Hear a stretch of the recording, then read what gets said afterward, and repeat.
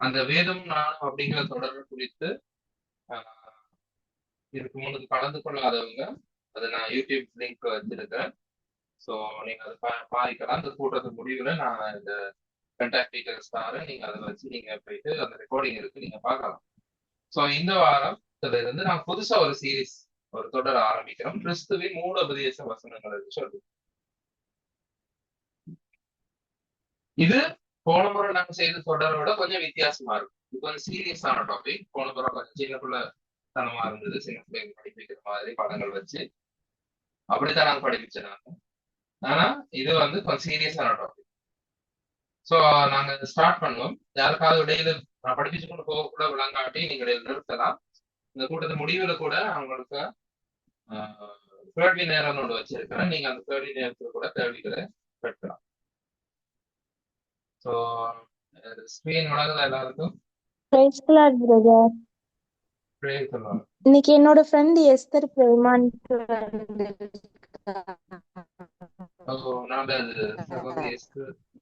Esther என்ன நாங்க அவரை கூட வரவேற்று கொள்கிறோம்.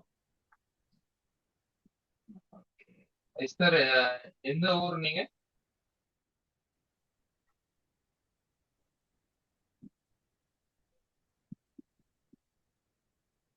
காலேஜ்ல ஒன்னா படிச்சோம். ஆனா இப்ப வந்து திருவாரூர் டிஸ்ட்ரிக்ட்ல இருக்காங்க.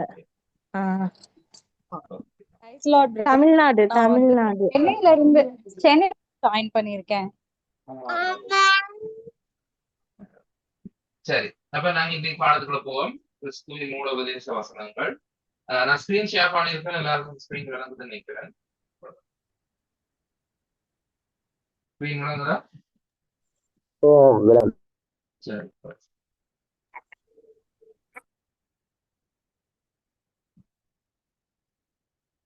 ஸோ நாங்க வந்து இதுக்கு வரக்கூடிய நாங்க போன தொடர்ல இருந்தே ஒரு அறிமுகம் வச்சு நாங்க பால் அப்படிங்கிறதுல இருந்து பால் வசனம் பாலுக்கு ஒப்பாக இருக்கிறது அப்படிங்கிறதுல இருந்து நாங்க பார்த்தோம்.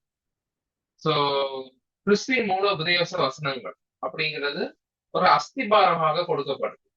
அது வந்து ஒரு ஃபவுண்டேஷன், ஒரு அஸ்திவாரமாக கொடுக்கப்பட்டிருக்கு. எங்க கொடுக்கப்பட்டிருக்கு? எபிரேயர் 6வது அதிகாரத்துக்கு கொடுக்கப்பட்டிருக்கு. ஸோ நாங்க வேதாகமத்தில் திருப்பிக் கொள்வோமா இருந்தால் எபிரேயர் 6வது அதிகாரத்துக்கு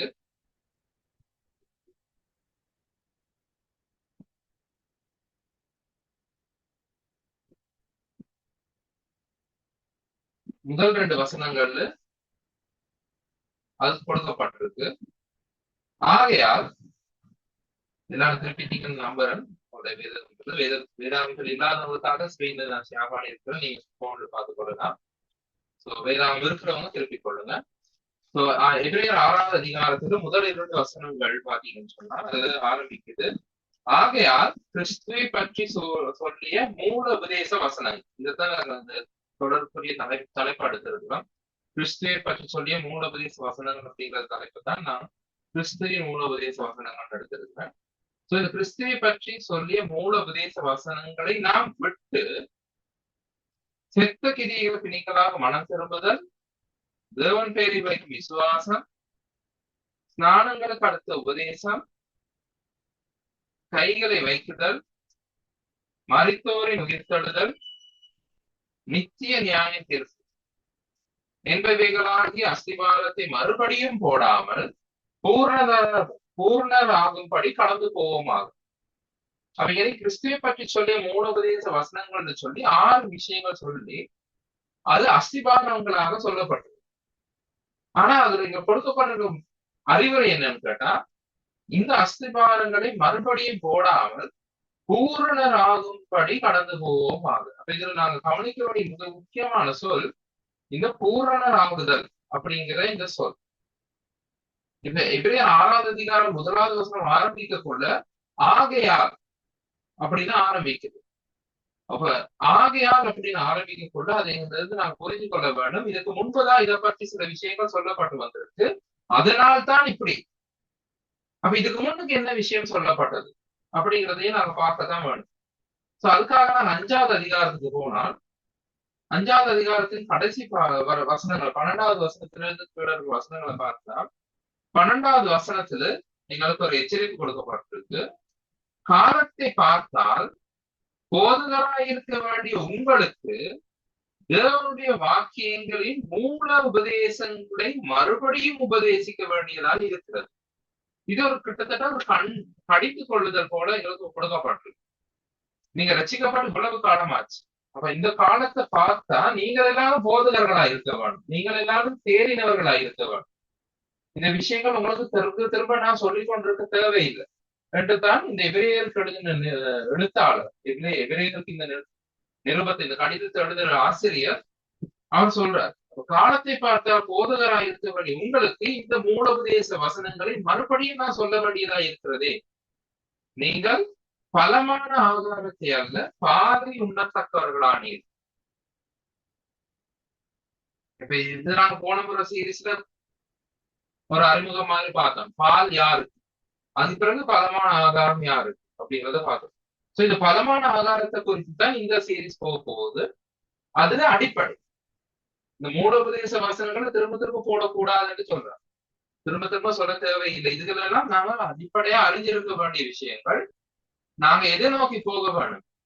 பால் உண்கிறவன் குழந்தையா இருக்கப்படியினாலே நீதியின் வசனத்தில் பழக்கம் இல்லாதிருக்கிறான்.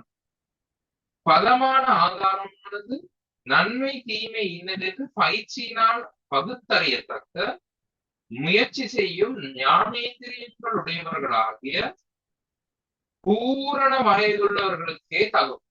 அப்ப நாங்க பூரண வயதுள்ளவர்களாய் மாற வேண்டும், அந்த இடத்துக்கு போக வேண்டும்.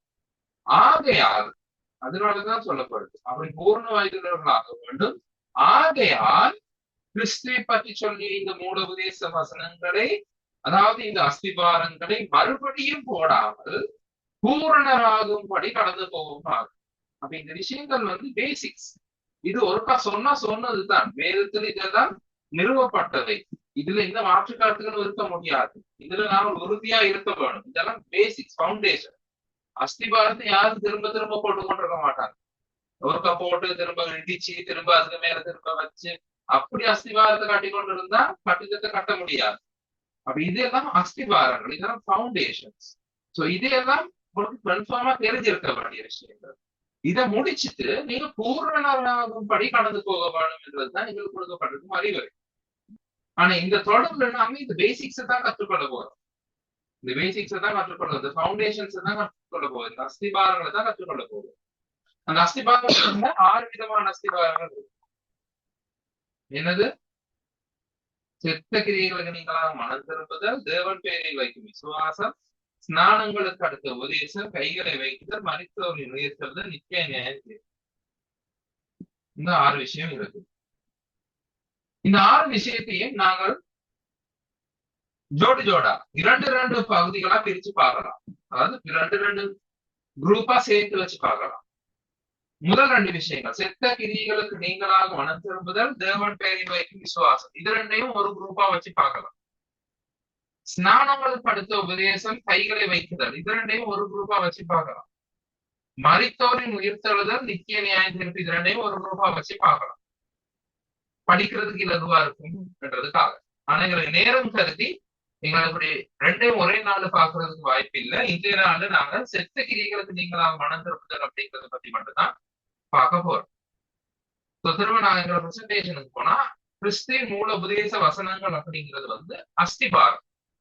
இதுல நாங்க உறுதியா இருக்க வேண்டும். இதுல எந்த சந்தேகம் எங்களுக்கு இருக்கக்கூடாது. வேதத்தில் இதெல்லாம் தெளிவா சொல்லப்படும். சோ அது எபிரேயர் 6ஆம் அதிகாரம் முதல் 2 வசனங்கள்ல இருக்கு. என்னது? செத்த கிரியைகளுக்கு நீங்களாக மனம் திரும்புதல், தேவன் பெயரில் வைக்கும் விசுவாசம், ஸ்நானங்களுக்கு அடுத்த உபதேசம், கைகளை வைக்குதல், மரித்தோரின் உயிர்த்தெழுதல், நித்திய நியாயம் தீர்ப்பு. இந்த 6 விஷயம். சோ இதோ ஒன்றையும் தான் நாங்க இன்றைக்கு பார்த்துக்கொள்ள போகிறோம். இன்றைக்கு நாங்க பார்க்க போறது செத்த கிரியைகளுக்கு நீங்களாக மனம் திரும்புதல். நான் நேரத்தை கருத்தில் கொண்டு கொஞ்சம் வேகமா சொல்லி கொண்டு போறேன். ஏன்னா இது நம்மளுக்கு சொன்ன மாதிரி கொஞ்சம் சீரியஸான படிப்பின. நிறைய வசனங்கள் பார்க்கறதுக்கு எல்லா வசனங்களையும் பார்க்க முடியாது. அதனால முடிஞ்ச அளவு நான் வேகமா சொல்லி கொண்டு போறேன். தப்பி தவறி நான் சொல்றது கொஞ்சம் வேகம் கூடுதலா இருந்தா எனக்கு கொஞ்சம் நிறுத்துக்கு இடையில சொல்லி திரும்ப சொல்லுங்க. இல்லாட்டி இதை புரியாததுன்னு திரும்ப கேளுங்க. நான் ரொம்ப வேகமா போறதா இருந்தா என்ன ஸ்லோதான் பண்ணுங்க. சரியா? சரி. சோ அஸ்திபாரம் எதற்கு? ஏன் நாங்கள் இந்த அஸ்திபாரம் போட போறோம்? முதல்ல சொன்னபடி அந்த நாங்க கவனிக்க வேண்டிய வேர்ட், முக்கிய வேர்ட் வந்து பூரணர் ஆகும்படி, பூரணர் ஆகும்படி கடந்து போவோமா. அப்ப எங்களுக்கு நோக்கம், எங்களுக்கு அழைப்பு என்ற ஒன்று இருக்கு, எங்களுக்கு நோக்கம் என்ற ஒன்று இருக்கு, எங்களுக்கு ஒரு ஊழியம் இருக்கு. சோ இந்த பூரணராகும்படி கடந்து போவோமாக அப்படிங்கிறது குறித்து நாங்க முதல்ல புரிஞ்சு கொள்ளணும். இந்த அஸ்திபாரம் எதற்கு? நாங்க ஒரு வீடு கட்டக்குள்ள நாங்க அஸ்திபாரத்தை மட்டும் பிளான் பண்ண மாட்டோம், ஃபவுண்டேஷன் மட்டும் பிளான் பண்ண மாட்டோம் இல்லையா. மொத்த வீடு, அதுல மதியில் எப்படி வரப்போகுது, அதுல கூரை எப்படி வரப்போகுது, எல்லாத்தையும் தான் பிளான் பண்ணோம். அந்த மாதிரி ஆண்டவர் எங்களுக்காக ஒரு நாம் பூரணராக வேண்டும் அப்படிங்கிற ஒரு திட்டம் வச்சிருக்கிறோம். சோ அதுக்கு தான் இந்த அஸ்திவாரம். அப்ப எங்களுடைய நோக்கம் வந்து அது பூரணராக வேண்டும் அப்படிங்கிறது தான் எங்களுடைய நோக்கம். இந்த அஸ்திவாரம் அவசியமா இருக்கு, ஆனால் முக்கிய நோக்கம் வந்து நாம் பூரணராக வேண்டும் அப்படின்னு சொல்லி. சோ அந்த நோக்கத்தை நாங்க 3 பாகங்களா தனித்தனியா படிக்கிறதுக்கு இலகுவா இருக்கிறோம் அப்படிங்கிறதுக்காக 3 பாகங்களா பிரிச்சு பார்த்தா, முதலாவது அழைப்புன்னு நாங்க சொல்லலாம். இந்த 3 வசனங்களுக்கு கட்டாயம் திருப்பி தான் பார்க்கணும். இந்த வசனங்கள் மிஸ் பண்ணக்கூடாது, ரொம்ப முக்கியமான வசனங்கள். எங்களுடைய கிறிஸ்தவ விசுவாச அழைப்பு எப்படிப்பட்டது அப்படிங்கறத நாங்க புரிஞ்சு கொள்ள வேண்டிய வசனங்கள். பாருங்க, முதலாவது ரோமருக்கு எழுதின நிருபம் 8வது அதிகாரம் 29வது வசனம். ரோமர் 8:29. ரோமர் 8:28 நினைக்கிறேன் எங்களுக்கு எல்லாருக்கும் மனப்பாடம் தெரியும். நன்றியும் அவருடைய தீர்மானத்தின்படி அழைக்கப்பட்டவர்களா அழைத்து அனுபவர்களுக்கு சகலம் நன்மைக்கு எதுவாகி நடக்கிறது என்று அறிந்திருக்கிறோம். ஆனால் அதுக்கு அடுத்த 2 வசனங்கள் ரொம்ப முக்கியமான வசனங்கள், 29, 30. இதுல 5 விதமான முக்கியமான விஷயங்கள் இருக்கு. அதை டீட்டெயிலா பார்க்க போறது இல்ல. பாருங்க, 29வது வசனத்துல நாம் எதற்காக அழைக்கப்பட்டிருக்கிறோம் அப்படிங்கிறது சொல்லப்பட்டு.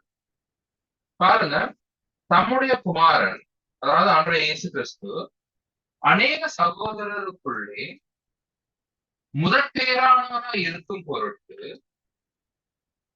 தேவன் எவர்களை முன் அறிந்தாரோ அவர்களை தமது குமாரனுடைய சாயலுக்கு ஒப்பாய் இருப்பதற்கு முன்குறித்திருக்கிறார். எவர்களை முன்குறித்தாரோ அவர்களை அழைத்தும் இருக்கிறார். அப்ப எங்களை ஆண்டவர் அழைச்சிருக்கிறார். எதற்காக அழைச்சிருக்கிறார்? அவர்களை தமது குமாரனுடைய சாயலுக்கு ஒப்பாய் இருப்பது.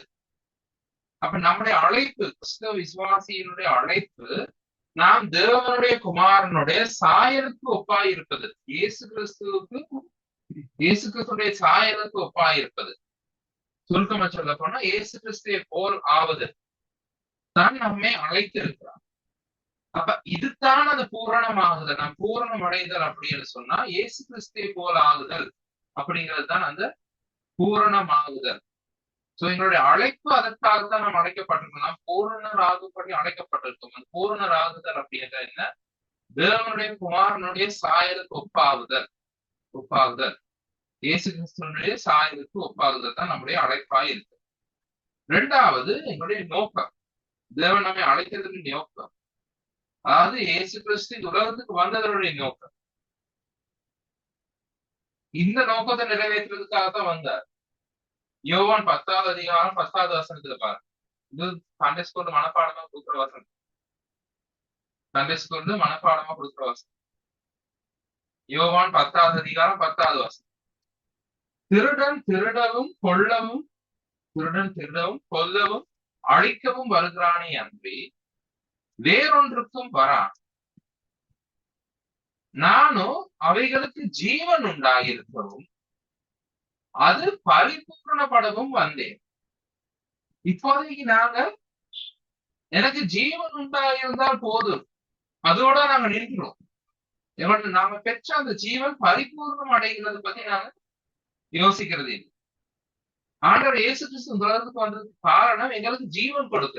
நாங்க நித்திய ஜீவன் பெற்றுக் கொள்றதுக்கு தான் ஆர்வமா இருக்கிறோம்.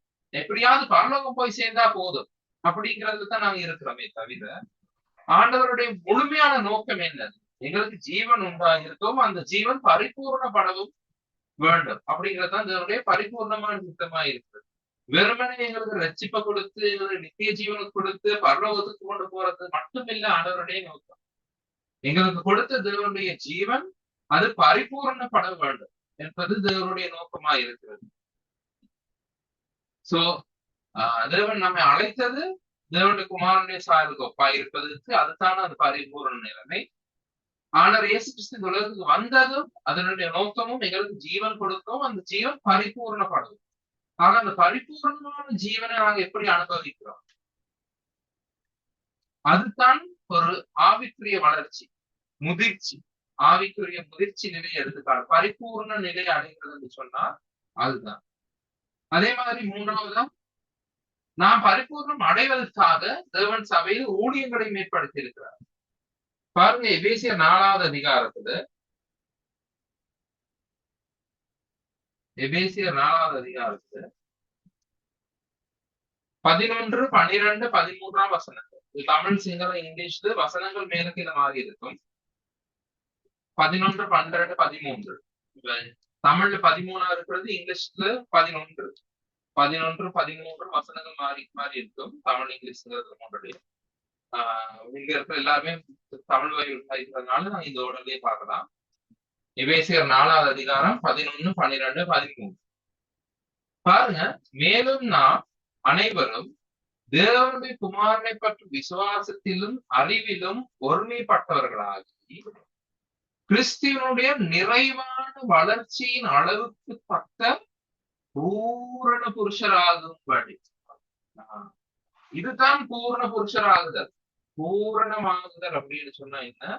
கிறிஸ்துவனுடைய நிறைவான வளர்ச்சியின் அளவுக்கு தக்க பூரண புருஷராகும் வரைக்கும்.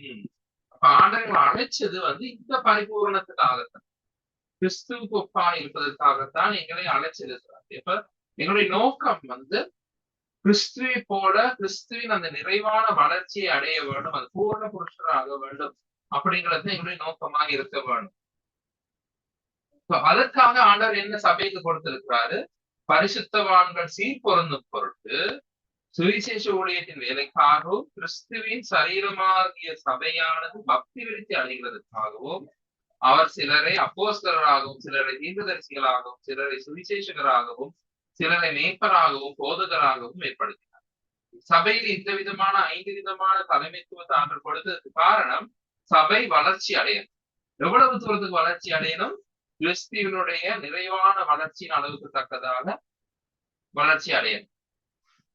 சோ அதுக்காகத்தான் ஆண்டவர் இந்த 5 விதமான தலைமைத்துவத்தை சபைக்கு கொடுத்திருக்கார். சோ ஆண்டவர் ஆரம்பத்திலிருந்தே விசுவாசிகளை ரட்சிப்புக்குள்ள கொண்டு வந்ததுக்கு முக்கிய நோக்கம் எங்களை பரிபூர்ணராகும்படி செய்வது. எங்களுக்கு ஜீவன் கொடுத்தோம், அந்த ஜீவன் பரிபூர்ணப்படவும் தான் ஆண்டவர் வந்தார்.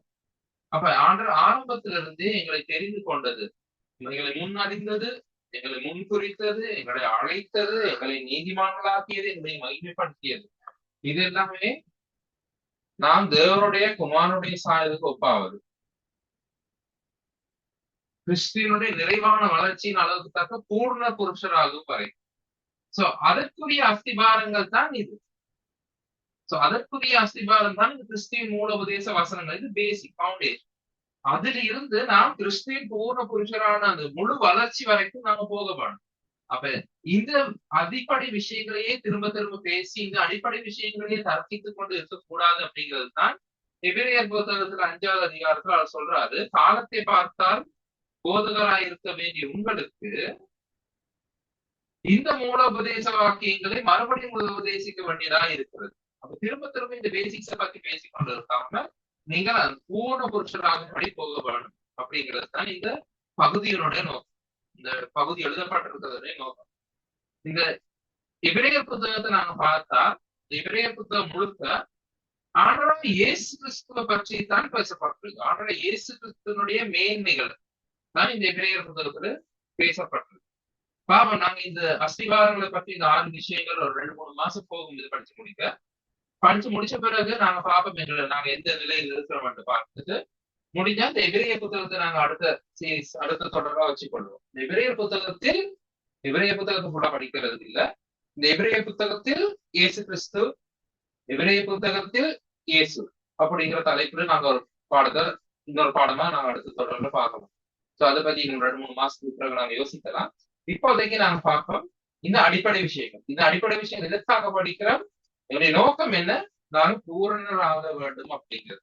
சோ இந்த அடிப்படை விஷயங்கள்ல எங்களுக்குள்ள எந்த தர்க்கங்களும் வரக்கூடாது, எந்த சந்தேகங்களும் இருக்கக்கூடாது, தெளிவுபடுத்திக் கொள்ள வேண்டும். இந்த அஸ்திபாரங்கள்ல எந்த குழப்பமும் இருக்கக்கூடாது. இதுகள் நாங்க சரியா தெளிவா இருக்க வேண்டும் என்றதுதான் இந்த அஸ்திபாரங்களுடைய நோக்கம். சோ இந்த அஸ்திபாரம் நோக்கம் எதற்காக? நாம் பூர்ணராகும்படியாகவே இந்த அஸ்திபாரம் இருக்கு. சோ அந்த அஸ்திபாரங்கள் என்னது? செத்த கிரியைகளுக்கு நீங்களாக மனம் திரும்புதல், தேவன் பேரில் வைக்கும் விசுவாசம், ஸ்நானங்களுக்கு அடுத்த உபதேசம், கைகளை வைக்குதல், மரித்தோரின் உயிர்த்தெழுதல், நித்திய நியாயம் தீர்ப்பு.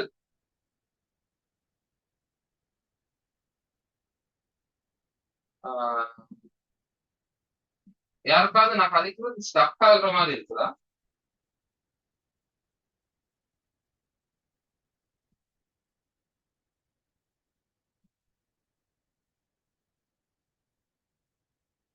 ஓம் வரான கொஞ்சம் விட்டு விட்டு கேக்குது. விட்டு விட்டு இருக்குதா? இப்ப பிரச்சனை இல்ல, கொஞ்சத்துக்கு முதல் விட்டு விட்டு கேட்டுச்சு. அப்படியா? கொஞ்சம்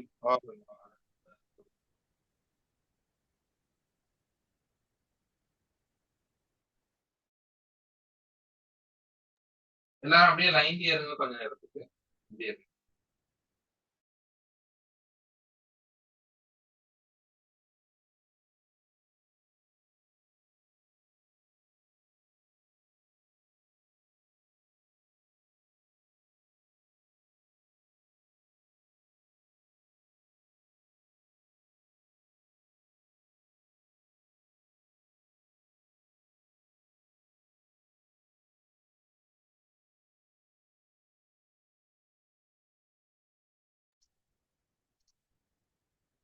இப்ப நான் கேட்கறது கேக்குதா? நான் நெட்வொர்க் மாத்திட்டேன். கேக்குது வரான, இப்ப பிரச்சனை இல்ல. ஓகே, ஏதாவது இடையில ஸ்டக் ஆகாம இருந்தா சொல்லுங்க. சரி வரான. சரி, தேங்க்யூ. கண்டினியூ பண்ணலாம்.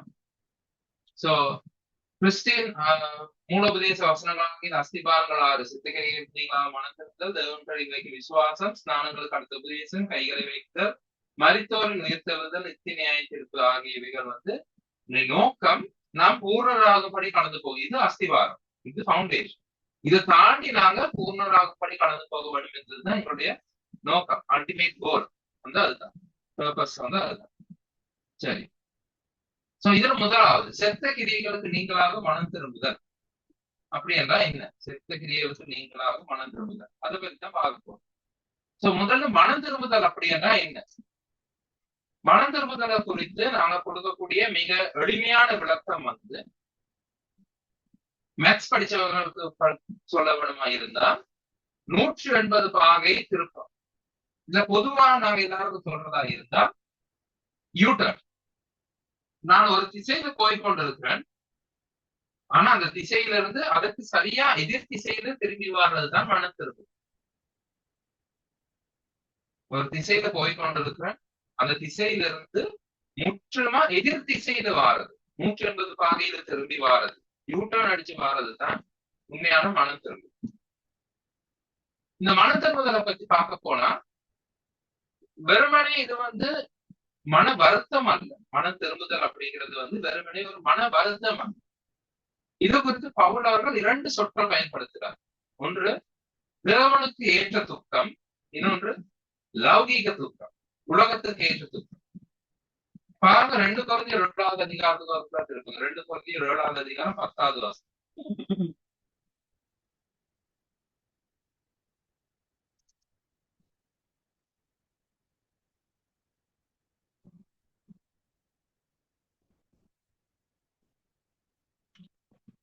2 Corinthians 7வது அதிகாரம் 10வது வசனம். தேவனுக்கு ஏற்ற துக்கம் பின்பு மனஸ்தாபப்படுகிறதுக்கு இடமே இல்லாமல் ரட்சிப்புக்கு ஏதுவான மனம் திரும்புதலை உண்டாக்குகிறது. லௌகீக துக்கமோ மரணத்தை உண்டாக்குகிறது. இது வந்து வெறுமனையை நான் தப்பு செஞ்சுட்டேன், நான் தப்பு செஞ்சது இன்னொருவருக்கு புரிஞ்சு இன்னொருத்தர் பார்த்துட்டாரு, இனிமே நான் அவருக்கு எப்படி முகம் கொடுப்பேன், என் பெயர் கெட்டு போச்சே அப்படின்னு கவலைப்படுறது உலகத்துக்குரிய துக்கம். ஐயையோ என் பெயர் கெட்டு போச்சு, என்ன நான் செஞ்சது இவர் பார்த்துட்டாரே, நான் இவ்வளவு தப்பு செஞ்சது இவருக்கு தெரியுமே, இனி எப்படி நான் இவட முகத்தை முடிப்பேன் அப்படின்னு நான் உலக பிரகாரமா யோசிக்கிறது லௌகீக. ஆனா நான் தேவனுக்கு விரோதமா பாவம் செய்திருக்கிறேன், இது தேவனுக்கு விரோதமான பாவம், நான் இப்படி தேவனுக்கு முகம் கொடுக்கிறது அப்படின்னு யோசிக்கிறது தான் தேவனுக்கு ஏற்ற துக்கம். இது நாங்க இலகுவான்னு சொல்ல கஷ்டம். இது நாங்க ஓரளவுக்காவது புரிஞ்சு கொள்றதுக்கு நாங்க யூதாஸ் காரியத்தையும் பேதுருவையும் எடுத்துக்கொள்றோம். யூதாஸ் காரியத்தையும் பேதுருவையும் எடுத்துக்கொள்ளும். மத்தேயு 27 அதிகாரம் வாசி பாத்தீங்கன்னா யூதாஸ் காரியத்தும் மன வருத்தப்பட்டான். அவன் செய்தது தப்பு, குற்றம் இல்லாத ரத்தத்தை காட்டி கொடுத்துட்டேனே அப்படின்னு மன வருத்தப்பட்டான். அவன் வாங்கின 30 வெளிக்காசுகளை தேவாலயத்தை கொண்டு போய் எரிஞ்சியான். எனக்கு இது வேணாம், நீங்களே வச்சுக்கொள்ளுங்கன்னு சொல்லி. ஆனா அவன் ஏற்பட்டது தேவனுக்கு ஏற்ற துக்கம் இல்லை, மனம் திரும்புவதற்கான ரட்சிப்புக்கு ஏதுவான துக்கம் இல்லை. அவனுக்கு ஏற்பட்டது உலக பிரகாரமான துக்கம், லௌகீகம். ஜஸ்ட் ஃபீலிங் சாரி என்று சொல்லுவாங்க. ஜஸ்ட் ஃபீலிங் சாரி, சுமார் மன வருத்தம் மட்டும்தான் அவனுக்கு. அது காணாது. உண்மையான மனம் திரும்புதல் அப்படின்னு சொன்னா தாவீது அனுபவிச்ச மாதிரி. தாவீதுல சங்கீதம் 32வது சங்கீதத்தை வாசிச்சு பாருங்க, 51வது சங்கீதத்தை வாசிச்சு பாருங்க. அதுல தாவீது மனம் திரும்ப கூட சொல்றாரு, எந்த எலும்புகள் எல்லாம் எனக்குள்ளே பாவத்தை அடக்கி வைத்திருந்த பொழுது என் எலும்புகள் எல்லாம் எனக்குள்ளே உருகி போயிடுச்சு அப்படிங்க. அந்த எலும்புகள் எல்லாம் வந்து என்ன சொல்லுவாங்க, ஆஸ்டியோபரோசிஸ் வந்த மாதிரி, எண்புருக்கி நோய் வந்தது போல அவன் ஃபீல் பண்ண. அதுதான் உண்மையான மனம் திரும்புது. இப்படி உண்மையான மனம் திரும்புறவங்க திரும்ப அந்த பாவத்தை செய்ய பயப்படுவாங்க. உண்மையா மனம் திரும்புறவங்க அந்த பாவத்தை திரும்ப செய்யறதுக்கு பயப்படுவாங்க. என்ன சங்கீதக்காரர் தாவீதே சொல்றான், நான் உமக்கு பயப்படும்படிக்கு உம்மிடத்தில் மன்னிப்பு உண்டு. நாங்க பொதுவா என்ன யோசிக்கிறோம், ஆண்டவர் தண்டிப்பார் அதுக்காக பயப்பட வேண்டும். ஆனா சங்கீதக்காரர் என்ன சொல்றான், நான் உமக்கு பயப்படும்படிக்கு உம்மிடத்தில் மன்னிப்பு உண்டு. ஆண்டவர் மன்னிப்புக்கு அவன் பயப்படுகிறான். ஏன்? அந்த மனம் திரும்புதல் அவ்வளவு வேதனையானது. உண்மையான மனம் திரும்புகிற ஒருவன் திரும்ப அதே பாவத்தை செய்யறதுக்கு பயப்படுவான். சோ அதுதான் வித்தியாசம். தேவனுக்கு ஏற்ற துக்கம், லௌகீக துக்கம் என்று 2 இருக்கு. உண்மையான மனம் திரும்புதல் என்றது தேவனுக்கு ஏற்ற துக்கம். அதுதான் பவுல் அவர்கள் குறிப்பிட்டு. இந்த மனம் திரும்புதலை பத்தி இன்னொரு விஷயம்தான், மனம் திரும்புகிறதுன்னு சொன்னா வெறுமனே மனம் வருத்தப்படுறது மட்டுமல்ல, அதை விட்டு விட வேண்டும். அந்த பழக்கத்தை, அந்த பாவத்தை, அந்த செயலை விட்டு விட வேண்டும். அதுதான் மனம் திரும்புதல். அதை விட்டுடு திரும்ப வரணும், எதிர் திசையில வர வேண்டும்.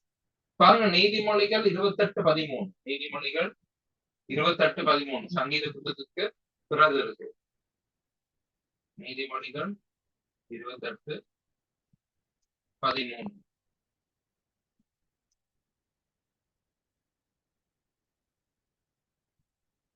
தன் பாவங்களை மறைக்கிறவன் வாழ்வடைய மாட்டான், அவைகளை அறிக்கை செய்து விட்டு விடுகிறவனோ இரக்கம் பெறுவான்.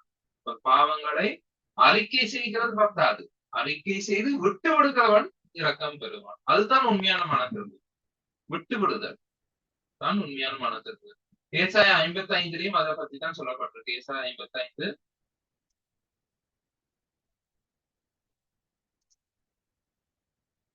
எவ்வளவு வசனம்? துன்மார்க்கன் தன் வழியையும் அக்கிரமக்காரன் தன் நினைவுகளை விட்டு கர்த்தரிடத்தில் திரும்ப கடவுள்.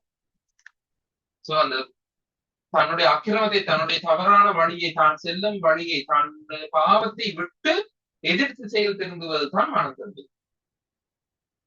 சோ முதலாவது விஷயம், முதலாவது அஸ்திபாரம் செத்த கிரியைகளுக்கு நீங்களாக மனம் திரும்புதல். அதுல மனம் திரும்புதல் என்னன்னு பார்த்தோம். அது தேவனுக்கு ஏற்ற துக்கமா இருக்கணும். வெறுமனே ஒரு மன வருத்தப்படுறது அல்ல, அது தேவனுக்கு ஏற்ற உண்மையான மனம் திரும்புதல். பாவத்தை விட்டு விடுதல், 180 பாவி திரும்பி வருது, யூட்டர்ன் போட்டு எதிர்த்து செயல் பயணிப்போம் தான் மனம் திரும்புதல். சோ செத்த கிரியைகள் என்றால் என்ன? செத்த கிரியைகள் என்றால் என்ன? செத்த கிரியைகள் என்று நாங்க சொல்றது வந்து, ஒன்று விசுவாசம் இல்லாத கிரியைகள். எனக்கு தெரியும், நான் சொல்லுவோம் என்னது, கிரியை இல்லாத விசுவாசம் செத்ததா இருக்கிறது. அதே மாதிரிதான் கிரியை இல்லாத விசுவாசம் செத்ததா இருக்கிறது போலவே தான் விசுவாசம் இல்லாத கிரியைகளும் செத்தவை தான். விசுவாசம் இல்லாமல் நாங்கள் செய்கிற கிரியைகளும் செத்ததுதான். விசுவாசம் இல்லாத செய்கின்ற எல்லாமே பாவம் தான். சோ விசுவாசம் இல்லாத கிரியைகள் செத்த கிரியைகள், விசுவாசத்தினால் செய்யாதவைகள் செத்த கிரியைகள். செத்த கிரியைகளுக்கு இன்னொரு விளக்கம் கொடுக்கலாம். உயிர் தர முடியாத கிரியை. இப்ப எங்களுக்கு கிறிஸ்தவர்கள் கூட பழகி போன சில டேர்ம்ஸ் இருக்கு. நாங்க உயிர்ங்கிற வார்த்தையை பெருசா பயன்படுத்துறது இல்லை, நாங்க ஜீவன்கிற வார்த்தையை தான் பயன்படுத்துறோம் இல்லையா? ஜீவன் தர முடியாத கிரியை. ஜீவன் எங்களுக்கு ஜீவனை தர முடியாத, எங்களுக்கு உயிரை தர முடியாத, எங்களை உயிர்ப்பிக்க முடியாத செயல்கள், எங்களுக்கு உயிரை தர முடியாத, எங்களை உயிர்ப்பிக்க முடியாத, எங்களுக்கு ஜீவனை தர முடியாத செயல்கள், கிரியைகள் வந்து செத்த கிரியைகள். இல்லாட்டி எங்களுக்கு பிரயோசனம் இல்லாத கிரியைகள் என்று கூட சொல்லலாம். இன்னொரு விதமா செத்த கிரியைகளை விவரிக்கிறதா இருந்தால் அது மரணத்தை வருவிக்கக்கூடிய கிரியைகள். எங்களுக்கு மரணத்தை வருவிக்கக்கூடிய, எங்கள் மரணத்தை சாவை கொண்டு வரக்கூடிய கிரியைகள் செத்த கிரியைகள் என்று சொல்லலாம். ஒன்று விசுவாசம் இல்லாத செயல்கள், எங்களுக்கு ஜீவனை தர முடியாத கிரியைகள், மரணத்தை நமக்கு கொண்டு வரும் கிரியைகள். இவற்றை நாம் வந்து செத்த கிரியைகள் என்று சொல்லலாம். அவற்றினால் எங்களுக்கு பிரயோஜனம் இல்லாதது அப்படின்னு நாங்க சொல்றோம். சோ இதுகள் வந்து செத்த கிரியைகள் நாங்கள் விவரிக்கக்கூடிய ஒரு மெத்தட். அவை எவை? அந்த செத்த கிரியைகளை நாங்கள் வகைப்படுத்தினோம்.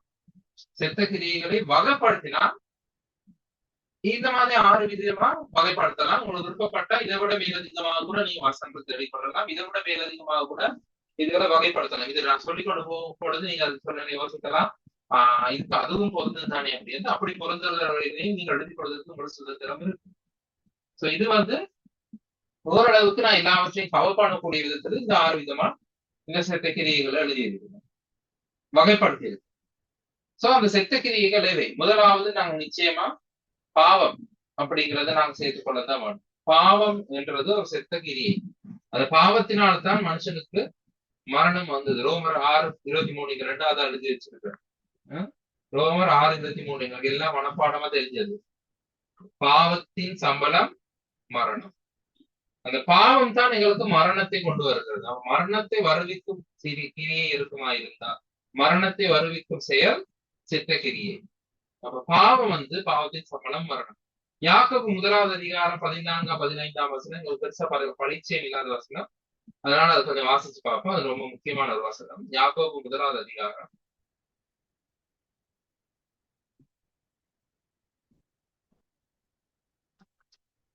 14-15.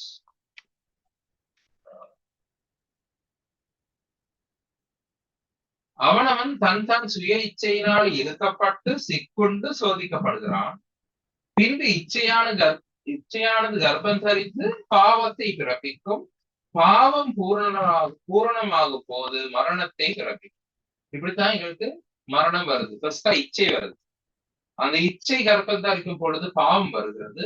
அந்த பாவம் பூரணமாகும் பொழுது எங்களுக்கு மரணம் வருகிறது. சோ பாவம் எங்களுக்கு மரணத்தை கொண்டு வருகிற செத்துக்கிரியா இருக்கு. மற்ற வசனங்கள் நீங்க எழுதி வச்சு கொடுங்க. ரோமர் 8:13, கொலோசியர் 3:5-8, எபேசியர் 5:5-6. சோ இந்த வசனங்களை நீங்க எழுதி வச்சுக்கொண்டு பிறகு நீங்க பைபிள் எடுத்துட்டு இருக்க பாருங்க. அடுத்து 2வது legalistic religious works. Legalistic religious works, சட்டபூர்வமான மத செயற்பாடு. அதாவது மதங்கள்ல சில சட்டங்கள் இருக்கு. இந்த மதங்கள்ல ஒவ்வொரு மதத்துக்கும் இப்படி செய்ய வேண்டும் என்ற சட்டங்கள் இருக்கு. அந்த சட்டங்கள் படி நாங்கள் நடந்து கொள்வோமா இருந்தால் அதுவும் எங்களுக்கு மரணத்தை கொண்டு வரும். இப்ப இந்த வேதம் வந்து குறிப்பாக இந்த எபிரேயர் புத்தகம் வந்து எபிரேயருக்கு போக்கஸ் பண்ணி, எபிரேயர் அதாவது யூதர்களை போக்கஸ் பண்ணி எழுதப்பட்டது. அதனால இந்த வசனங்கள் மூலம் தான் நியாய பிரமாணத்துடன் தொடர்புப்பட்ட வசனங்கள் எடுத்திருக்கு. நியாய பிரமாணம்ன்றது யூதர்களுடைய மதமாய் மாறிவிட்டது. யூதர்கள் அதாவது ஒரு மதமா, ஒரு மத சடங்கா, ஒரு சட்டமா, மத சட்டமா பின்பற்ற ஆரம்பிச்சிருக்காங்க. சோ அது அவர்களுக்கு எப்படி மரணத்தை கொண்டு வந்தது, அதனால் அவர்களுக்கு எப்படி ஜீவன் கிடைக்காமல் போயிடுச்சு என்பது பற்றி இந்த 3 வசனம். ரோமர் 3:20 பாருங்க. ரோமர் 3:20.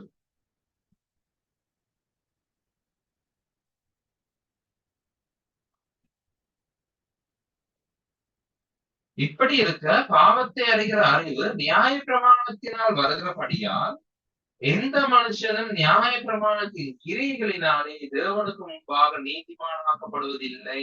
நியாய பிரமாணத்தின் கிரியைகளினாலே தேவனுக்கு முன்பாக நீதிமானாக முடியாது. அப்ப நியாய பிரமாணத்தை கடைபிடிக்கிறதுனால, நியாய பிரமாணத்தின் கிரியைகளினாலே நாம் தேவனிடத்தில் நீதிமானாக முடியாது அப்படின்னு சொன்னா நியாய பிரமாணம் எங்களுக்கு ஜீவனை தராது. ஆகவே நியாய பிரமாணத்தை கடைபிடிக்கிறது ஒரு செத்த கிரியையா இருக்கு. அது எங்களுக்கு பிரயோசனம் இல்லை, எங்களுக்கு ஜீவனை தர முடியாது. கலாத்தியர் 2வது அதிகாரம் 16வது வசனத்தை பாருங்க. கலாத்தியர் 2:16. நியாய பிரமாணத்தின் கிரியைகளினாலே எந்த மனுஷனும் நீதிமானாக்கப்படுவதில்லை. நியாய பிரமாணத்தின் கிரியைகளினாலே எந்த மனுஷனும் நீதிமானாக மாட்டான். அப்ப அந்த சட்டத்திட்டங்களை கடைபிடிக்கிறதுனால, குறிப்பாக மத சட்டத்திட்டங்களை கடைபிடிக்கிறதுனால ஒருவனும் நீதிமானாகுவது இல்லை. ஆகவே மத சட்டத்திட்டங்கள் செத்த கிரியைகளாய் இருக்கிறது. அதே போலதான் பிலிப்பியர் 3:9 சொல்லுகிறது. பிலிப்பியர் 3:9,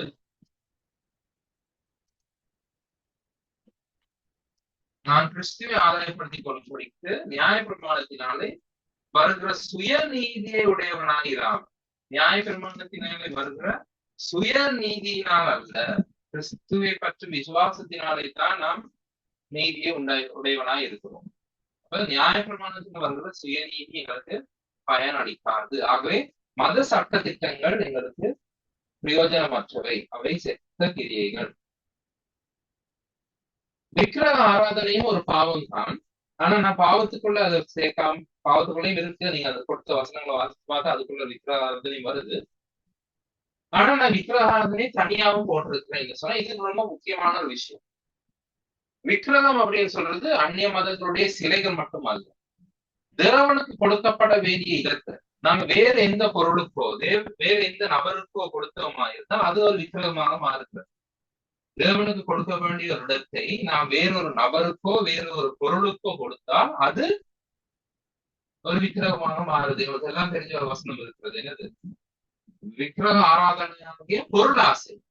பொருளாசை கூட ஒரு விக்கிரகமாக கருதப்படுகிறது, விக்கிரக ஆராதனையாக கருதப்படுகிறது.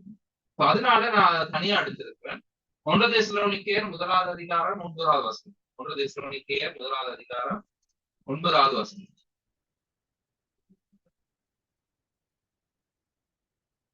அவர்கள் தாமே எங்களை குறித்து உங்களிடத்தில் அடைந்த பிரவேசம் எங்களுக்கு ஜீவனுள்ள மெய்யான தேவன் ஊழியர் செய்ததற்கு நீங்கள் விக்கிரகங்களை விட்டு தேவனிடத்துக்கு மனம் திரும்பினார். அப்ப இந்த தெசலோனிக்கேயில் இருந்தவர்களுக்கு பவுல் அவர்கள் சொல்லுகிறார், அவர்கள் விக்கிரகங்களை விட்டு தேவனிடத்துக்கு மனம் திரும்பினவர்கள். அதே மாதிரி 1 கொரிந்தியர் 10:14,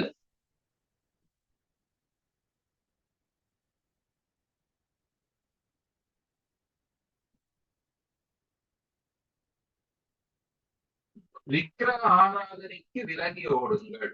விக்கிரக ஆராதனைக்கு விலகி ஓடுங்கள். வெளிப்படுத்தல் 9:20 வேதத்திலே ரொம்ப பயங்கரமான ஒரு வசனம்.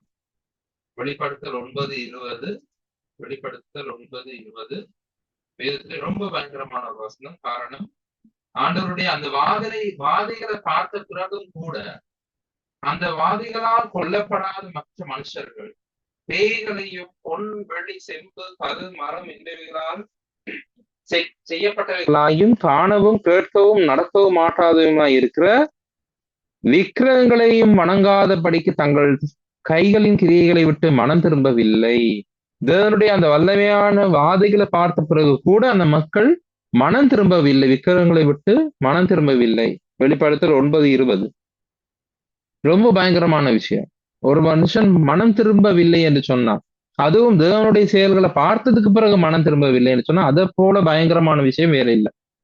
சோ இந்த மக்கள் கடைசி ஒரு காலத்தில் வாழும் மக்களுக்கு இப்படி ஒரு நிலைமை வரப்போகுது. சோ விக்கிரகங்களை வணங்காதபடி தங்கள் கைகளின் கிரியைகளை விட்டு அவர்கள் மனம் திரும்பவில்லை. ஆகவே விக்கிரக ஆராதனையும் ஒரு செத்த கிரியை தான். விக்கிரகம் என்று சொல்லும் பொழுது சிலைகள் மட்டுமல்ல, தேவனுக்கு கொடுக்க வேண்டிய இடத்தை நாம் மற்ற எந்த பொருளுக்கோ மற்ற இந்த நபருக்கோ கொடுத்தால் அது ஒரு விக்கிரகமாக மாறுகிறது. அதே போலத்தான் மாய்மாலமான வெறுமையான ஆராதனை. மாய்மாலமான வெறுமையான ஆராதனை, அதாவது இதயத்திலிருந்து வராமல் என்னுடைய உதடுகளால் மட்டும் நாம் செய்கின்ற ஆராதனை. மத்தேயு 7:21 பாருங்க.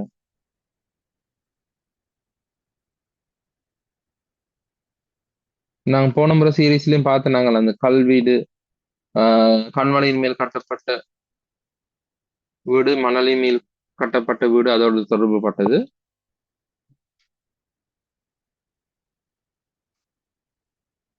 7:21 பரலோகத்தில் இருக்க என் பிதாவின் சித்தத்தின்படி செய்கிறவனே பரலோக ராஜ்யத்தில் பிரவேசிப்பானே அல்லாமல் என்னை நோக்கி கர்த்தாவே கர்த்தாவே என்று சொல்லுகிறவன் பிரவேசிப்பது இல்லை. அப்ப வெறுமனே எங்களை வாயால நாங்க சொல்றது பிரயோஜனம் இல்லை. எங்கள் இதயத்தால நாம் தேவனுடைய சித்தத்தை செய்வது தான் உண்மையான ஆராதனை. அப்படி இல்லாமல் எங்கள் இதயத்திலிருந்து நாங்கள் செய்யாமல் வெறுமனே வாயால வெளிப்படையான காரியங்கள் மட்டும் செய்வோமாயிருந்தால் அது மாய்மானமான வெறுமையான ஆராதனையா இருக்கும். அது ஒரு செத்த கிரியை, பிரயோஜனம் இல்லாத மரணத்தை வருவிக்கக்கூடிய செத்து போன கிரியை, உயிர் தர முடியாத கிரியை. தீத்து 1 அதிகாரம் 16 வசனம்.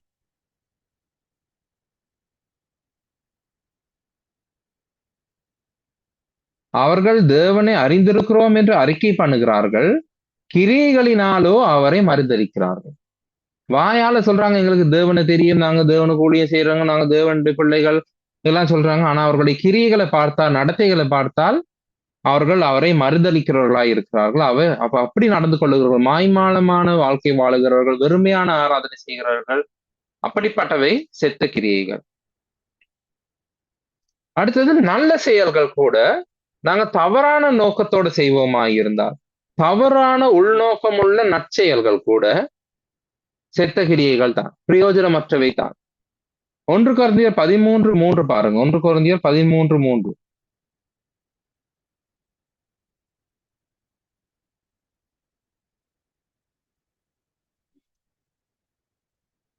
எனக்கு உண்டான யாவற்றையும் நான் அன்னதானம் பண்ணினாலும், என் சரீரத்தை சுட்டெரிக்க கொடுத்தாலும், அன்பு எனக்கு இராவிட்டால் எனக்கு பிரயோஜனம் ஒன்றும் இல்லை.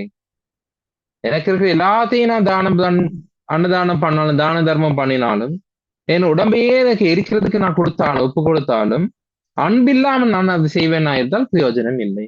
ஆகவே தவறான உள்நோக்கம் உள்ள நற்செயல்கள் செத்த கிரியைகள். மற்ற 2 வசனங்கள் நீங்க பிறகு வாசிச்சு கொள்ளுங்க. லூக்கா 18 அதிகாரத்துல பரிசேயன் தேவாலயத்துல வந்து மார்பில் அடிச்சு வாசல்ல நின்று அவன் ஜெபிக்கின்றான்.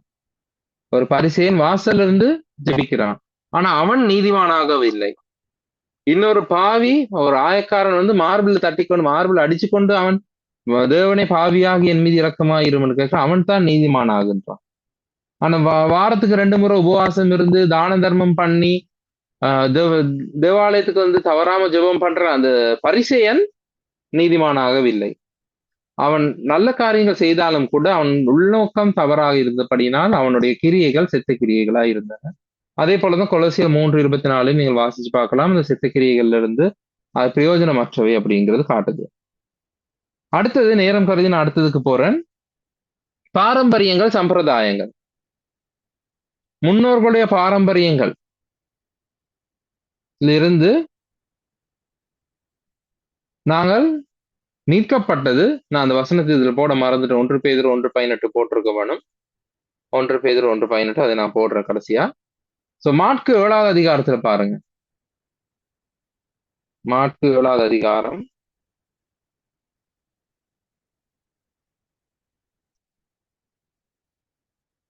7வது வசனம். மனுஷருடைய கற்பனைகளை உபதேசங்களாக போதித்து வீணா எனக்கு ஆராதனை செய்கிறார்கள். பாரம்பரியமா நான் ஏன் செய்யறோம், எதுக்கு செய்யறோம்னு தெரியாமல் பாரம்பரியமா சில விஷயங்கள் நாங்க அனுசரிச்சுட்டு வரோமா இருந்தால் அந்த பாரம்பரிய சம்பிரதாய கிரியைகளும் வீணானவை தான், செத்த கிரியைகள் தான். கொலோசியர் 2:8, கலாத்தியர் 1:14 அதுகளும் அது தொடர்பான வசனங்கள் தான். நீங்க எழுதி வச்சுக்கொண்டு பிறகு பாருங்க. அந்த 1 பேதுரு 1:18 நாங்க கட்டாயம் பார்க்க வேண்டிய வசனம். 1 பேதுரு 1:18.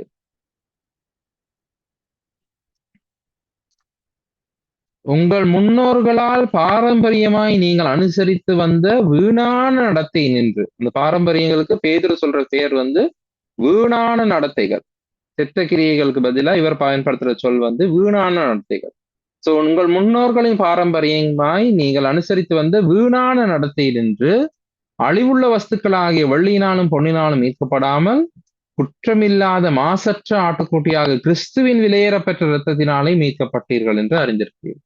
அப்ப கிறிஸ்துவின் இரத்தத்தினாலே நாம் மீட்கப்பட்டிருக்கிறோம். இந்த முன்னோர்களுடைய வீணான பாரம்பரியங்கள் இருந்தும் கூட மீட்கப்படுறோம். அதுவும் செத்த கிரியைகள் தான். சோ செத்த கிரியைகளுடைய வகைகள்னு பார்த்தா அது பாவம், சட்டபூர்வமான மத செயற்பாடுகள், அதாவது மத சட்டங்கள்னு சொல்லலாம், விக்கிரக ஆராதனை, மாய்மாலமான வெறுமையான ஆராதனை, தவறான உள்நோக்கமுள்ள நற்செயல்கள் கூட செத்த கிரியைகள் தான். பாரம்பரியங்கள், சம்பிரதாயங்கள் கூட செத்த கிரியைகள் தான். சோ செத்த கிரியை என்று சொல்வது எங்களுக்கு ஜீவனை தர முடியாத, எங்களுக்கு உயிர் தர முடியாத, விசுவாசத்தினால் வராத, எங்களுக்கு சாவை கொண்டு வரக்கூடிய கிரியைகள் செத்த கிரியைகள். சோ இதை விட்டு தான் நாங்க மனம் திரும்ப வேணும். இதை விட்டு தான் நாங்க மனம் திரும்பி வந்திருக்கிறோம் கிறிஸ்துவனிடத்தில். சோ இதுதான் எங்களுடைய முதலாவது அஸ்திவாரம். அந்த செத்த கிரியைகளை விட்டு தான் நாங்க இப்ப மனம் திரும்பி கிறிஸ்துவனிடத்துல வந்திருக்கிறோம். சோ அந்த செத்த கிரியைகளும் நானும் அப்படிங்கிறதுல தான் முதலாவது நான் அவற்றை விட்டு மனம் திரும்புகிறேன். அதுதான் எபிரேயர் 6:1 சொல்லுகிறது. எபிரேயர் 6:1 சொல்லுகிறது, செத்த கிரியைகளுக்கு நீங்களாக மனம் திரும்புது. அப்ப நான் ஒரு கிறிஸ்தவன் ஆகும் பொழுது அந்த நான் கடைபிடிச்சு வந்த அந்த பாவம், என்னுடைய பாரம்பரியம், என்னுடைய மத சட்டங்கள், என்னுடைய விக்கிரக ஆராதனை, இது எல்லாத்தையும் விட்டுத்தான் நான் மனம் திரும்பி வந்திருக்கிறேன். எதிர் திசையில இப்ப நான் பயணிக்கிறேன். சோ அதுதான் முதலாவது. செத்த கிரியைகளை நான் ஒண்ணு பார்த்தா முதலாவது அவற்றை விட்டு மனம் திரும்புகிறேன். கிறிஸ்துனுடைய இரத்தம் அதை சுத்திகரிக்கிறது. 1 பேதுரு 1:18 பார்த்தோம். அதே மாதிரி இது ரொம்ப முக்கியமான வசனம், எபிரேயர் 9:14, அதுவும் ரொம்ப முக்கியமான வசனம். எபிரேயர் 9:14 ரொம்ப முக்கியமான வசனம். அது நித்திய ஆவியினாலே தம்மைத்தாமே பழுதற்ற பலியாக தேவனுக்கு ஒப்பு கொடுத்த கிறிஸ்துவனுடைய இரத்தம் ஜீவனுள்ள தேவனுக்கு ஊழியம் செய்வதற்கு உங்கள் மனசாட்சியை செத்த கிரியைகள் அற சுத்திகரிப்பது எவ்வளவு நிச்சயம். அப்ப அந்த செத்த கிரியைகள் அற கிறிஸ்துவின் இரத்தம் எங்கள் மனசாட்சியை சுத்தப்படுத்துது. அதனால தான் நாங்க முதல்ல பார்த்தோம், தேவனுக்கேற்ற குற்றம், தேவனுக்கேற்ற துக்கம், இனி நாங்கள் மனஸ்தாபப்படுவதற்கு எதுவாயிராமல் ரட்சிப்புக்கு எதுவா இருக்கிறது. காரணம், கிறிஸ்துவின் இரத்தம் எங்களுடைய மனசாட்சியை சுத்திகரிக்கும் பொழுது அந்த குற்ற மனப்பான்மை எங்களை விட்டு நீங்கி போகுது. சோ அதனால தான் இந்த செத்த கிரியைகளற கிறிஸ்துவின் இரத்தம் எங்களை சுத்திகரிக்கிறதுனால தான் தேவனுக்கேற்ற துக்கம் இனி மனஸ்தாபப்படுவதற்கு வாய்ப்பில்லாமல் எங்களுக்கு ரட்சிப்பை தருகிறது, நிச்சயத்தை தருகிறது. சோ அந்த கிருபையினாலே நான் ரட்சிக்கப்பட்டிருக்கேன். நான் கிரியைகளினாலே நாம் ரட்சிக்கப்பட்டவர்கள் அல்ல. இது இன்னொரு தொடரை நாங்க பார்க்கலாம், கிரியை கிருபை. இது இன்னொரு தொடரை நாங்க படிக்கலாம். கிரியை கிருபையை பத்தி நிறைய வசனங்கள் இருக்கு, நிறைய ஒப்பீடு இருக்கு. அதை நாங்க வேறொரு சீரீஸா பார்க்கலாம், கிரியையும் கிருபையும். சோ நாங்கள் ரட்சிக்கப்பட்டிருப்பது எங்களுடைய நல்ல செயல்களை பார்த்து அல்ல. நாங்கள் செய்யும் செயல்களை வைத்து தேவன் எங்களை எடை போடுவதில்லை. கிறிஸ்து அவருடைய உயிரை கொடுத்தது நாங்க பிறக்கிறதுக்கு முன்பதாக, நாங்க எந்த ஒரு நல்ல செயல் செய்வதற்கு முன்பதாக, எந்த ஒரு கெட்ட செயல் செய்வதற்கு முன்பதாக கிறிஸ்து அவருடைய உயிரை கொடுத்துட்டாரு. அப்ப இன்று கிறிஸ்து சொல்றாரு, நான் உனக்காக உயிரை கொடுத்து விட்டேன், உனக்காக என் ரத்தத்தை சிந்தி விட்டேன், நான் உன் மீது அன்பாக இருக்கிறேன் அப்படி சொல்றாரு. அவர் எங்கள் மீது அன்பு வைத்தது எங்களுடைய நற்கிரியைகளை பார்த்து அல்ல. ஆண்டவர் எங்களை ஏற்றுக்கொள்வது எங்களுடைய நற்கிரியைகளை பார்த்து அல்ல. அவருடைய கிருபையினால்தான் நான் ரட்சிக்கப்பட்டிருக்கிறேன். சோ இந்த கிரியை கிருபைங்கிற வித்தியாசத்தையும் நாங்க புரிந்து கொள்ள வேண்டும். இன்றைக்கு தேவன் என்னை ஏற்றுக்கொள்வது அவருடைய கிருபையினாலே தவிர என்னுடைய கிரியைகள்னால் அல்ல. நான் தேவனை சந்தோஷப்படுத்துவதற்காக, தேவன் என்னை ஏற்றுக்கொள்ள வேண்டும் என்பதற்காக ஏதாவது ஒரு கிரியை செய்வேனா இருந்தால் அதுவும் செத்த கிரியை தான். தேவன் என்னை நான் இது செஞ்சா ஆண்டவர் ஏற்றுக்கொள்வார் அப்படிங்கிற எண்ணத்தோட நான் செய்வேனா இருந்தால் அதுவும் செத்த கிரியை தான். என்றால் தேவன் என்ற கிரியை அடிப்படையில் என்னை ஏற்றுக்கொள்வது இல்லை, அவருடைய கிருபையின் அடிப்படையில் தான் என்னை ஏற்றுக்கொள்ளுகிறார். நான் கிருபையினாலே ரட்சிக்கப்பட்டிருக்கிறேன். ரோமர் 8:13 சொல்லுகிறது, எங்களுடைய மாம்சத்தின்படி நாம் நடவாமல் ஆவிக்கேற்ற கிரியைகளை செய்தால் நாம் பிழைப்போம். ஆவியின்படி நடந்து கொண்டால் நாம் பிழைப்போம். மாம்சத்தின்படி நடவாமல் ஆவியின்படி நடந்தால் நாம் பிழைப்போம். ஆகிய நாங்கள் இனி ரட்சிக்கப்பட்ட நாம், செத்த கிரியைகளை விட்டு மனம் திரும்பி வந்த நாம் இனி வாழ வேண்டியது எங்கள் மாம்சத்தின் படி அல்ல, இந்த செத்த கிரியைகளின் படி அல்ல. இனி நாம் செய்ய வேண்டியது ஆவியின் கிரியைகளின் படி நடந்து கொள்ள வேண்டும். சோ இதுதான் கிறிஸ்துவின் மூலோபதேச வசனங்களுடைய முதலாவது அஸ்திவாரம், செத்த கிரியைகளுக்கு நீங்களாகும் மனம் திரும்புதல். சோ நாளைய தினத்துல அடுத்த வாரத்துல நாங்க பார்ப்போம் தேவன் பெயரில் வைக்கும் விசுவாசத்தை பத்தி. சோ கிறிஸ்து இந்த மூலோபதேச வசனங்களை கொடுக்கப்பட்டிருப்பது காரணம், இவற்றை கடந்து நாம் பூர்ணராகும்படி போக வேண்டும். இவை அடிப்படை ஃபவுண்டேஷன்ஸ். இதுகள்ல எந்த சந்தேகங்களும் எங்களுக்கு இருக்கக்கூடாது. இது நாங்க நல்லபடியா தெரிஞ்சு வச்சிருக்கணும். இதை வச்சுக்கொண்டு அடுத்த கட்டத்துக்கு நாங்க போகணும். பூர்ணராகும்படி கடந்து போக வேணும். சோ எங்களுடைய முயற்சி அதுதான். இப்ப இந்த கிறிஸ்து மூலோபதேச வசனங்கள் நாங்க கற்றுக்கொள்கிறோம். நோக்கம் என்ன? கிறிஸ்துவை போல ஆவதற்கு, அந்த பூர்ண புருஷராகும்படி மாறுவதற்கு தான் எங்களுடைய நோக்கம். ஸோ அதுக்காகத்தான் நம்ம அழைக்கப்பட்டிருக்கோம். நம்மை தெரிந்து கொண்டதற்காக, கிறிஸ்து வந்ததற்காக, அவைகளுக்கு ஜீவன் உண்டாயிருக்கும், அந்த ஜீவன் பரிபூர்ணப்படவும் தான் அவர் வந்தார். ஸோ அதுதான் எங்களுடைய நோக்கம். ஸோ அதுக்குரிய அடிப்படையை தான் நம்ம பார்த்து கொண்டு போறோம். யாருக்காவது கேள்வி இருந்தா கேட்கலாம், புரியாதது ஏதாவது இருந்தா கேட்கலாம், ஏதாவது ரிப்பீட் பண்ண வேணுமாண்டா கேட்கலாம். சரியா 9 மணி.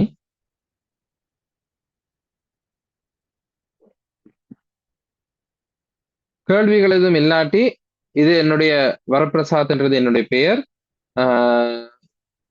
இலங்கை இந்த கோட் தான் 94.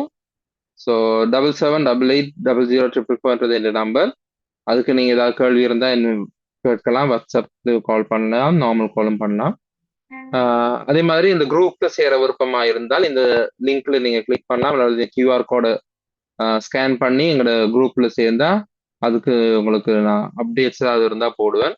bit.ly/bst Bible study Tamil. BST என்றது பைபிள் ஸ்டடி தமிழ், வரான்றது என்னுடைய பேருடைய சுருக்கம். ஸோ bit.ly/bst வரா அப்படிங்கிற லிங்கை கிளிக் பண்ணினீங்கன்னு சொன்னா உங்க குரூப்ல சேரலாம்.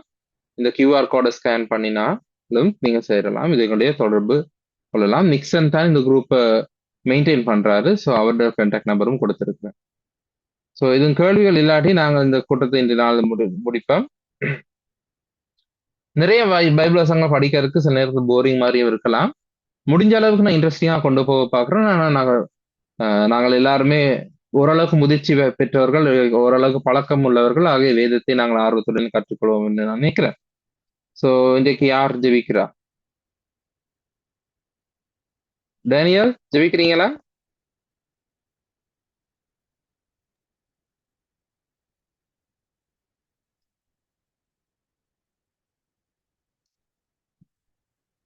டேனியல் போயிட்டார்.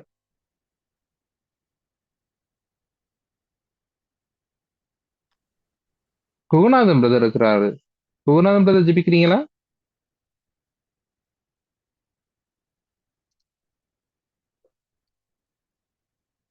டேனியல் வந்துட்டார். ஓகே, நான் ப்ரே பண்ணட்டாங்க. ப்ரே பண்ணுங்க. எங்கள் அன்பின் ஆண்டவரே, மக்கள் நாங்கள் நன்றி செலுத்துகிறோம். இந்த நாளை எங்களுக்கு தந்திருக்கிறபடினாலே மக்கள் நாங்கள் நன்றி செலுத்துகிறோம். ஆண்டவரே, கர்த்தாதி கர்த்தரும் தேவாதி தேவனும் நீங்க வரப்போகிற ராஜ்யமாக இருக்கிறபடினாலே நன்றி. நாளிலும் கூட நீர் எங்களுக்கு கற்றுத்தந்த அந்த அஸ்திபாரங்களை குறித்து நாங்கள் உங்களுக்கு நன்றி செலுத்துகிறோம். ஆண்டவரே, நாங்கள் கிறிஸ்தவர்களாக இருந்த போதிலும் எங்களுக்கு அஸ்திபாரங்கள் ஆண்டவரே அதிகமாக இல்லை. நாங்கள் கர்த்தருக்குள் இருந்தாலும் ஆண்டவரே, நாங்கள் ஒரு சில நேரங்களிலே விட்டு நாங்கள் தூர போய் கொண்டிருக்கிற காலங்களில் ஆண்டவரே, நீர் இப்படியாப்பட்ட காரியங்களை ஆண்டவரே, மூல உபதேசங்களை எங்களுக்கு கற்றுக் கொடுத்திருக்கிறபடி நான் நமக்கு நன்றி. ஆண்டவரே, இன்னும் அதிகமா இந்த ஜீவனுள்ள வார்த்தையை நாங்கள் கற்று ஆண்டவரே ஆவிகளை நாங்கள் வளர்ச்சி அடைய எங்களுக்கு கிருபை தரும்படி நாங்கள் ஜெபிக்கிறோம். ஆண்டவரே, இந்த குரூப்ல இருக்கிறதான ஒவ்வொரு பிள்ளைகளுக்காக நாங்கள் ஜெபிக்கிறோம். அவருடைய ஆவிக்குரிய வாழ்க்கையை வளர்ச்சி அடைய ஆண்டவரே, அவருடைய தேவைகள், அவருடைய எல்லா காரியங்களையும் சந்தித்து வழிநடத்தக்கூடிய நான் ஜெபிக்கிறோம். ஆண்டவரே, அது மாத்திரமல்ல வரானாக்கா ஜெபிக்கிறேன். அவர்கள் செய்கிறதான ஊழியத்துக்காக நாங்கள் நன்றி செலுத்துகிறோம். இன்னும் ஆசீர்வதிங்க. அநேக காரியங்களை ஆண்டவராக இயேசு கிறிஸ்துவின் மூலமாய் நாங்கள் அநேக காரியங்களை நாங்கள் இவரோடு சேர்ந்து நாங்கள் அதிகமாய் கற்றுக்கொள்ளத்தக்கதா நீங்க கிருபை செய்யுங்க. ஆண்டவரே, என்னுடைய குடும்பங்களை நீங்க ஆசீர்வதிங்க, தேவைகளை சந்திங்க. இப்படியா நீ தந்த இந்த நல்ல நேரத்துக்காக நன்றி செலுத்தி எங்களை தாழ்த்தி ஜெபிக்கிறோம். எங்கள் ஆண்டவர் ரட்சகருமாகி இயேசு கிறிஸ்துவின் நாமத்தினாலே. ஆமென். நன்றி எல்லாருக்கும். தொடர்ந்து அடுத்த வாரத்தில் நாங்கள் இணைந்து கொள்வோம். மற்றவங்களுக்கு பகிர்ந்து கொள்ளுங்க, அப்ப அவர்களும் வருவாங்க. நான் இந்த கொஞ்ச நேரத்துல ஒரு 1/2 hourல இந்த ரெக்கார்டிங்கை நான் லிங்க் அனுப்பி விடுறேன் எல்லாருக்கும். மற்றவங்களுக்கும் ஷேர் பண்ணுங்க, இந்த மற்றவங்களுக்கு போடுங்க.